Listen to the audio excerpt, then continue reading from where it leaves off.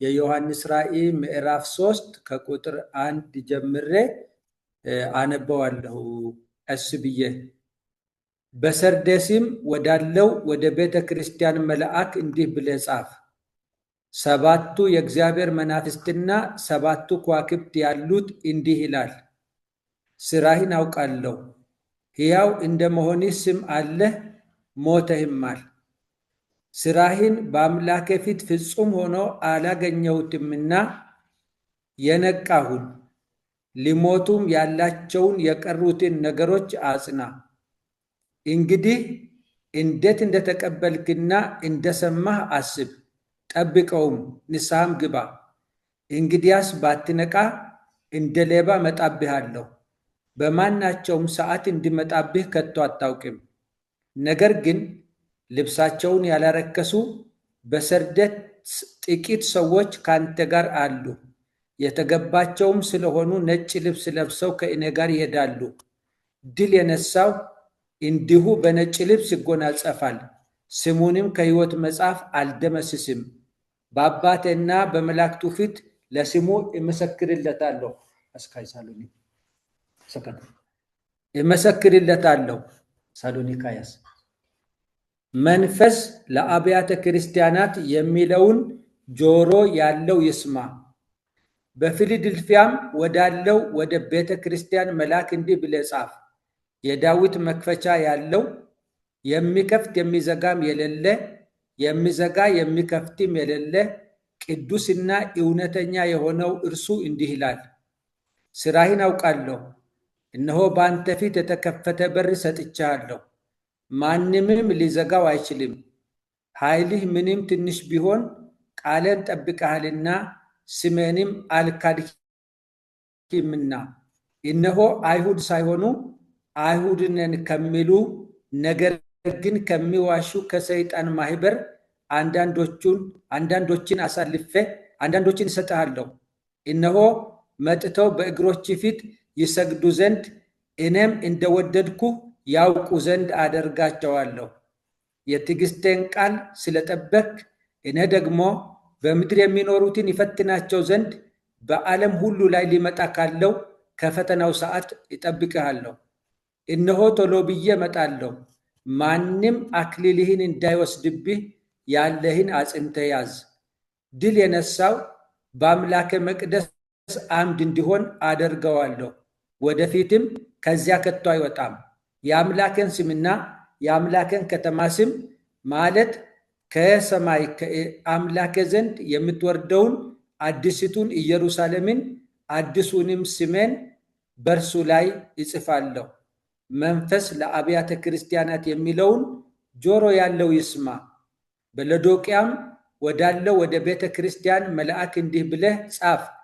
አሜን የሆነው የታመነውና እውነተኛው ምስክር በእግዚአብሔርም ፍጥረት መጀመሪያ የነበረው እንዲህ ይላል፣ በራድ ወይም ትኩስ እንዳይደለ ስራህን አውቃለሁ። በራድ ወይም ትኩስ ብትሆንስ መልካም በሆነ ነበር። እንዲሁ ለብ ስላልክ በራድም ወይም ትኩስ ስላልሆንክ ከአፈ ልተፋ ነው። ሀብታም ነኝና ባለጠጋ ሆኛለሁ፣ አንድም ስንኳ አያስፈልገኝም የምትል ስለሆንክ ጎስቋላና ምስኪንም ድሃም እውርም የተራቆትክም መሆንህን ስለማታውቅ ባለጠጋ እንድትሆን በእሳት የነጠረውን ወርቅ ተጎናጽፈህም የራቆትነትህ ኀፍረት እንዳይገለጥ ነጭ ልብስን እንድታይም ዓይኖችህን የምትኳለውን ኩል ከእኔ ትገዛ ዘንድ እመክርሃለሁ። እኔ የሚወዳቸውን ሁሉ እገሥጻቸዋለሁ፣ እቀጣቸውማለሁ። እንግዲህ ቅና፣ ንስሐም ግባ። እነሆ በደጅ ቆሜ አንኳኳለሁ። ማንም ድምፄን ቢሰማ ደጁንም ቢከፍትልኝ ወደ እርሱ ገባለሁ፣ ከእርሱም ጋር እራት እበላለሁ፣ እርሱም ከእኔ ጋር ይበላል። እኔ ደግሞ ድል እንደነሳው ከአባቴም ጋር በዙፋኑ ላይ እንደተቀመጥኩ ድል ለነሳው ከእኔ ጋር በዙፋኔ ላይ ይቀመጥ ዘንድ እሰጠዋለሁ። መንፈስ ለአብያተ ክርስቲያናት የሚለውን ጆሮ ያለው ይስማ ይላል።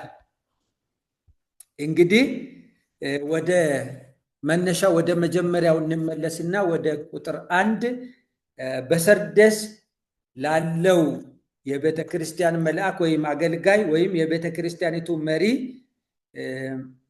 የተነገረውን ነገር እንመልከት። ቁጥር 1 ላይ ያለው 7ቱ መናፍስት 7ቱ ከዋክብት የሚለው ሁሉም እስካሁን ያነበብናቸው ቤተ ክርስቲያኖች ጋር የተባለ የተነገረ ቃል ነው። እሱን መደጋገም አያስፈልገንም።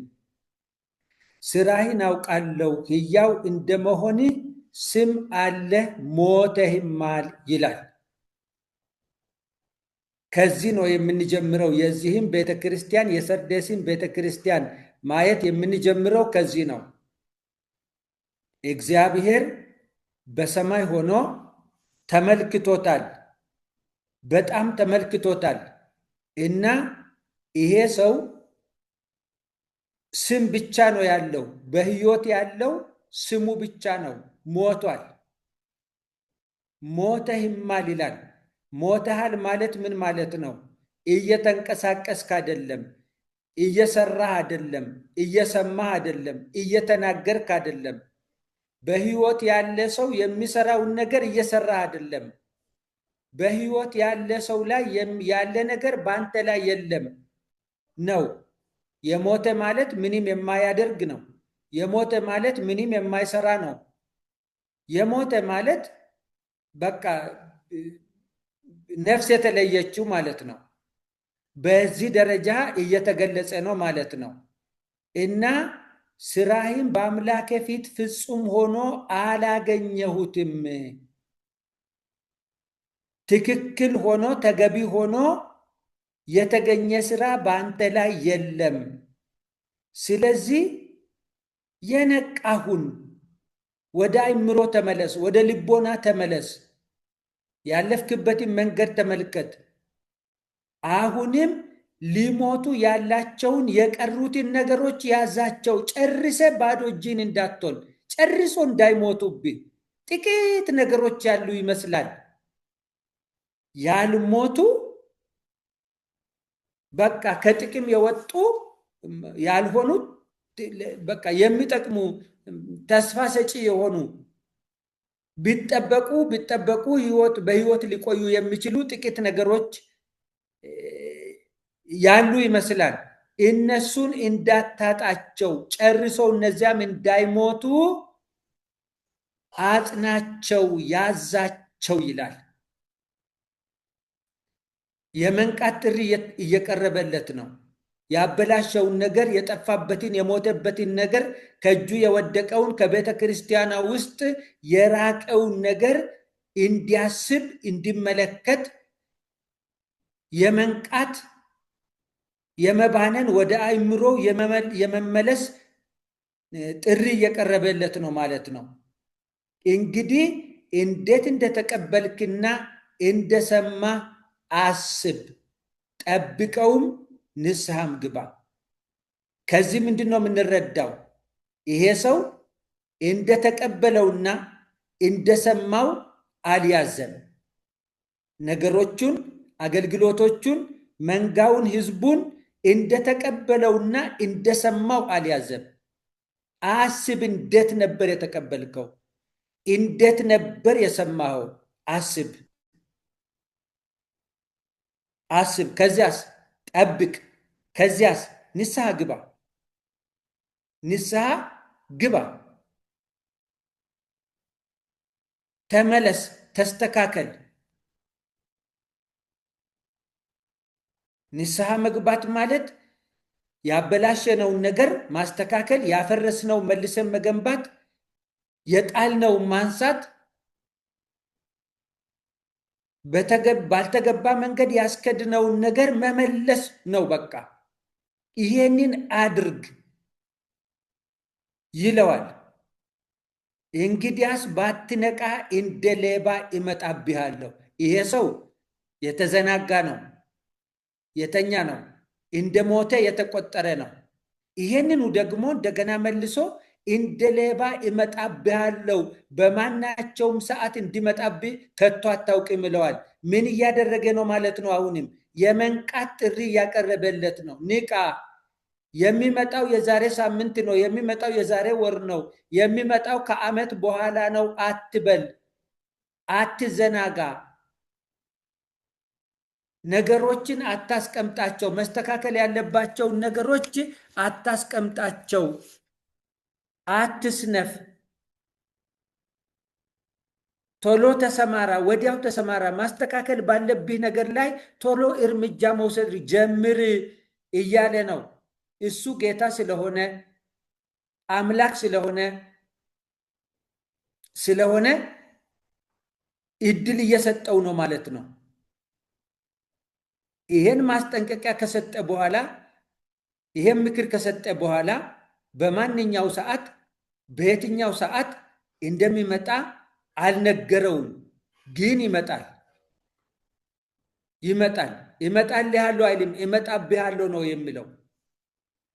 አያችሁ፣ ሊቀጣ ስለሆነ የሚመጣው፣ ሊገስጽ ስለሆነ የሚመጣው፣ እርምጃ ሊወስድ ስለሆነ የሚመጣው በየትኛው ሰዓት እንደሚመጣብህ አታውቅም ይላል። ስለዚህ መንቃት አለብህ እያለ ነው። ቁጥር 4 ላይ ደርስና ነገር ግን ልብሳቸውን ያላረከሱ። አያችሁ፣ እኔ ይሄን ሳነብ የኤልያስ ዘመን ትዝ ይለኛል።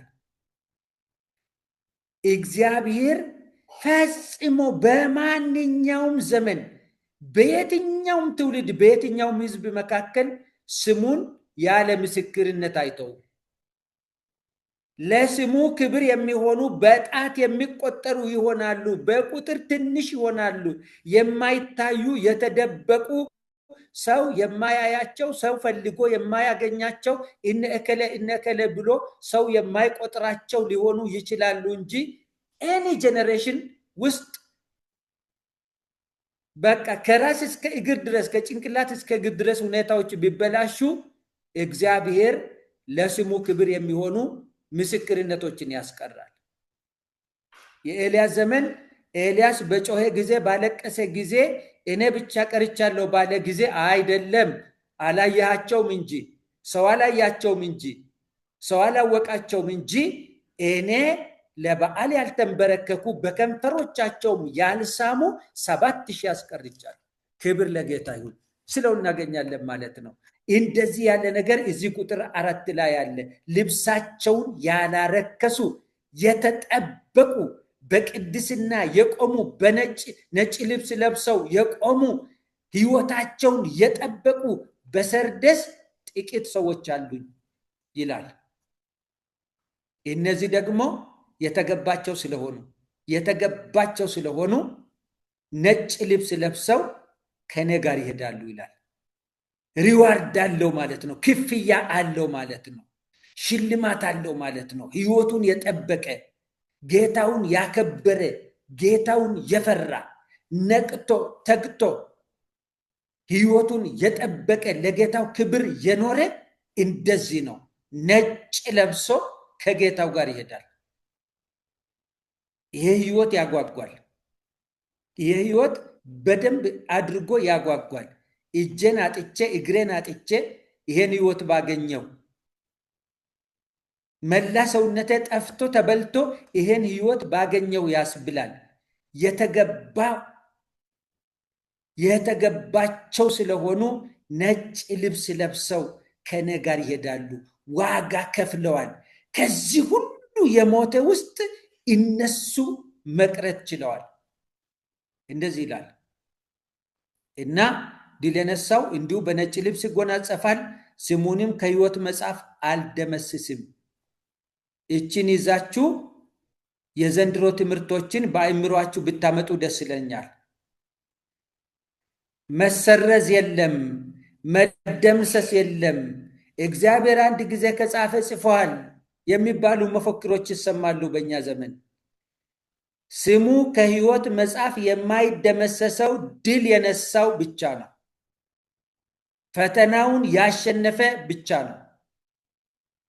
በሚገባው ከሱ በሚጠበቀው ልክ እግዚአብሔርን ያከበረ ሕይወት ኖሮ ያለፈ ብቻ ነው። የተጠየቀውን ዋጋ ከፍሎ ለአምላኩ ክብር ሆኖ የቀረ ብቻ ነው የማይደመሰስ። ከሕይወት ድል የነሳው እንዲሁ በነጭ ልብስ ይጎናጸፋል፣ ስሙንም ከሕይወት መጽሐፍ አልደመስስም ይላል። ድል ያልነሳውስ? በተቃራኒ ሆኖ ማለት ነው፣ መደምሰስ አለ ማለት ነው። በሕይወት መጽሐፍ ሳይጻፉ ደግሞ በሕይወት ከተማ ውስጥ መገኘት መታየት የለም። በአባቴና በመላእክቱም ፊት ለስሙ ይመሰክርለታለሁ ይልና መንፈስ ለአብያተ ክርስቲያናት የሚለውን ጆሮ ያለው ይስማ ይላል። ጌታ ለዘላለም የተመሰገነ ይሁን።